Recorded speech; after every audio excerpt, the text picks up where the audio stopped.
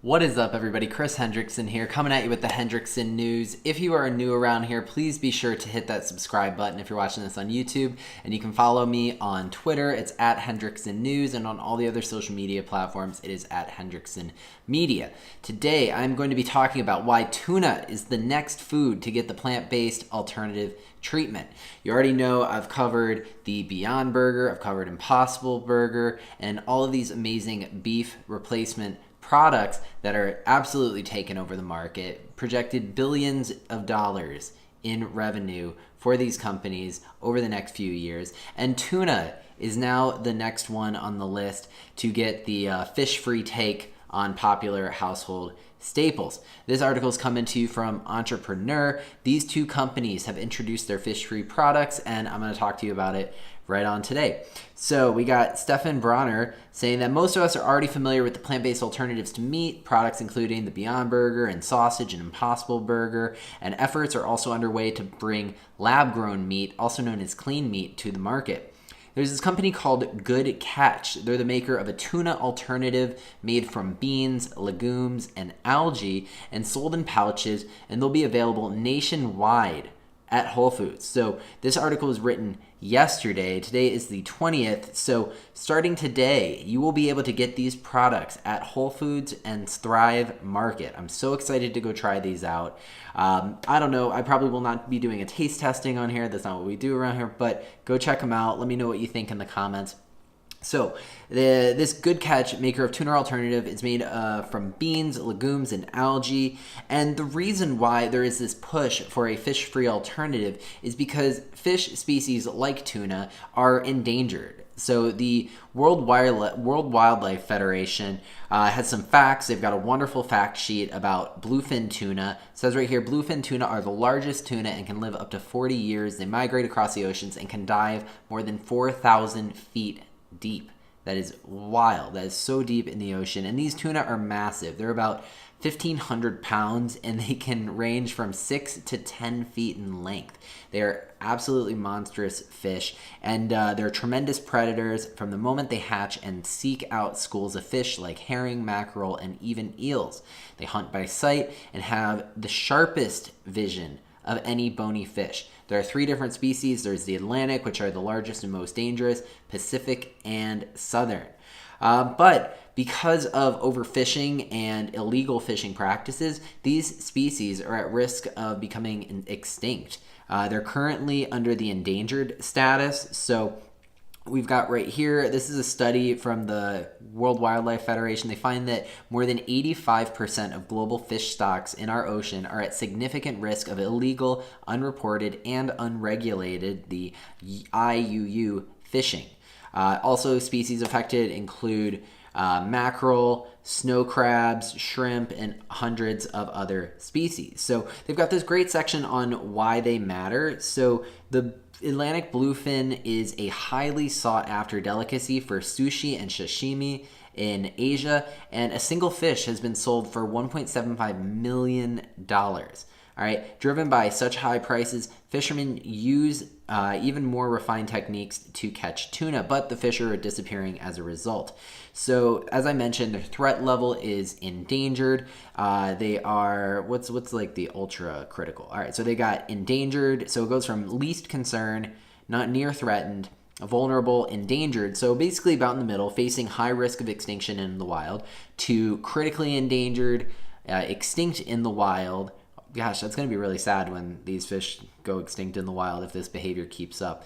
And then absolutely extinct. No reasonable doubt that the last individual has died. And this has happened to many other species.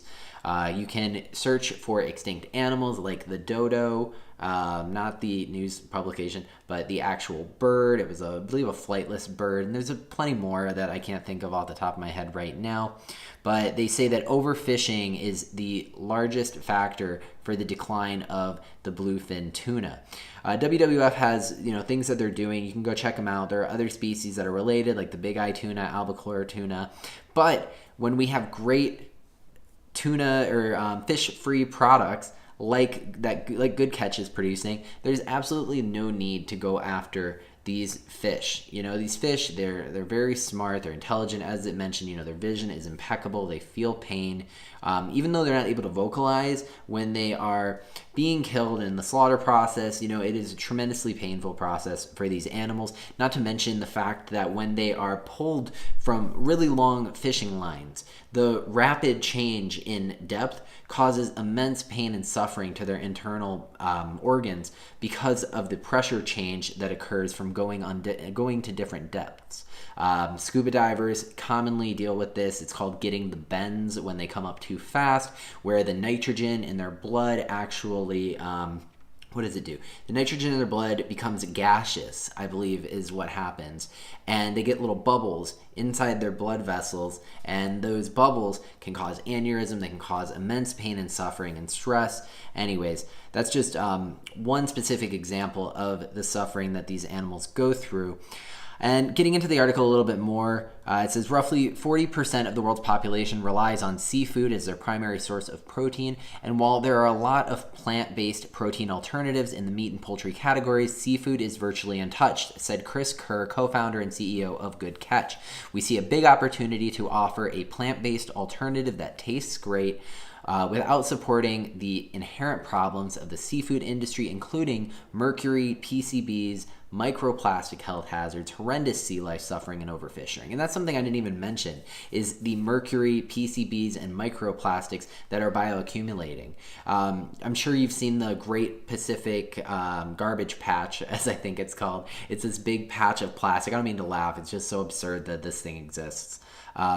This big garbage patch in the Pacific Ocean. And as the plastic breaks down because of the sunlight and just degradation over time, that plastic goes into the ocean water. That plastic is eaten up by the little sea critters. I don't know their exact name, like plankton or something. They get eaten up by the little sea critters. And as the predatory fish eat smaller fish who eat that plankton, that plastic bioaccumulates and adds up inside these fish, not to mention the mercury and PCBs that have just been described. It's really, really tragic and dire situation going on in the oceans.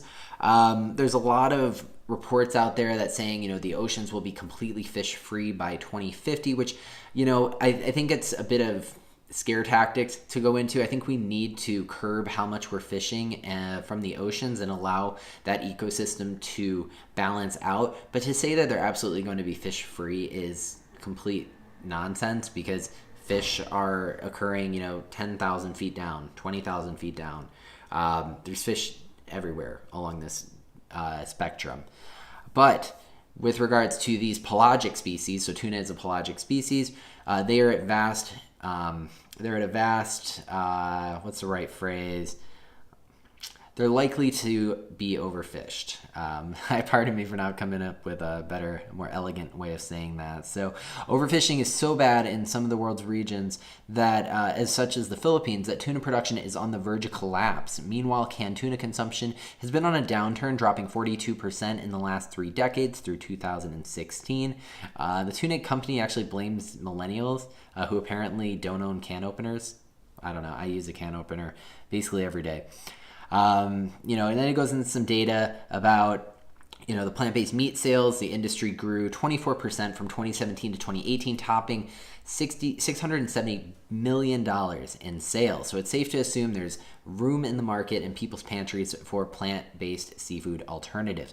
I'm going a little bit long here, but just want to make a shout out to the other company, this company Tuna. So Tuna is made from soy flour and is sold in the familiar can as well as pouches. So hopefully Tuna is relying on the millennials to have a can opener. But anyways, let me know what you think. Are you going to be trying these plant-based seafood alternatives? I 100% am. I'm so excited for this.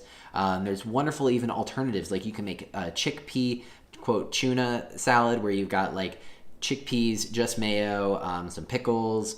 I think that's about it. I think it's really that easy, and like some salt and seasoning to mix around, and it's a really great tuna alternative, protein packed from the chickpeas. But let me know what you think about these alternatives. Keep the conversation going on Twitter. It is at Hendrickson News. Thank you so much for watching. Hope you have an incredible day wherever you are, and subscribe and stay tuned for more cool videos.